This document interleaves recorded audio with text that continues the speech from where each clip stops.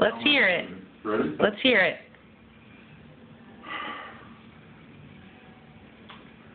I've been a moonshiner for 17 long years.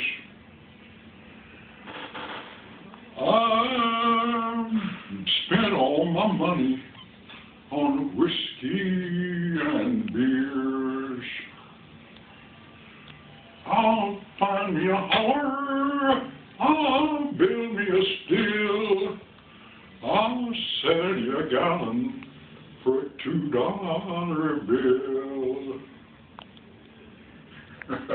Is that all I get? That's all that I know. That sounds so good. All that. Are you going to be singing that coming up? I think so, because it's a, I like it. It's a funny song. At least I think it's funny. It is. Well, I'll tell you a joke since it's on the camera. Okay, let's hear it. All right, since I'm from Kentucky, Okay. and my dad used to tell this story about the main time of Prohibition. This, and they called the Prohibition office, the tax officers revenuers. Mm-hmm.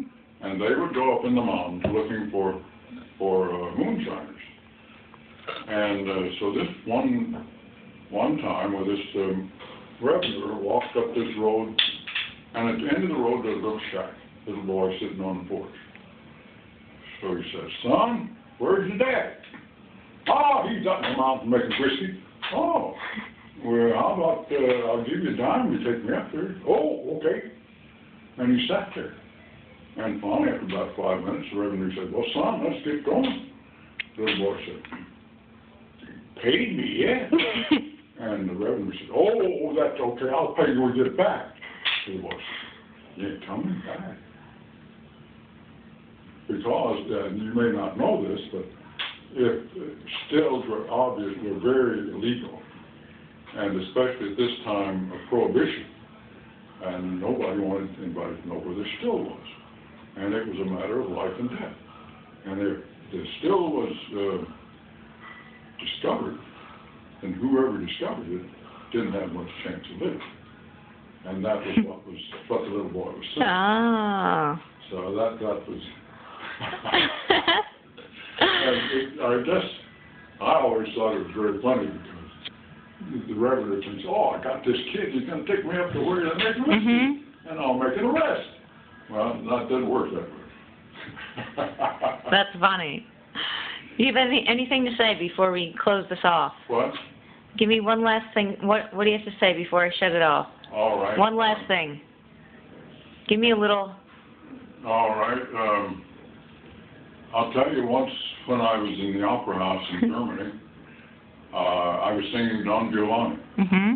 I was a second cast Don Giovanni. I was on stage. This was my first performance. There were 3 other people that was their first performance. There's a girl in there named Selena. Okay. And Don Giovanni, whether you know it or not, was Don Juan. He was very, very famous for seducing women and thousands of women. Yeah. And so this was the opera about it. And so in this particular scene, when I went to the opera house, there was another baritone there that was perhaps first call on lead roles that I could do. So I was second cast. Anyway, so this day, the head of the theater was staging Don Giovanni, and it was going to be the opening show of the season. So they'd been working on this scene for 2 days. It was a scene between Don Giovanni, Doña Elvira, whom Don Giovanni had seduced at one time and left, and Elvira, who was a peasant girl, whom Don Giovanni was after. And at that particular time, the lord of the manor had first dibs on anybody who was going to be married, or anybody that lived on his property. Didn't matter who it was. Anyway, so this particular scene, Don Giovanni is supposed to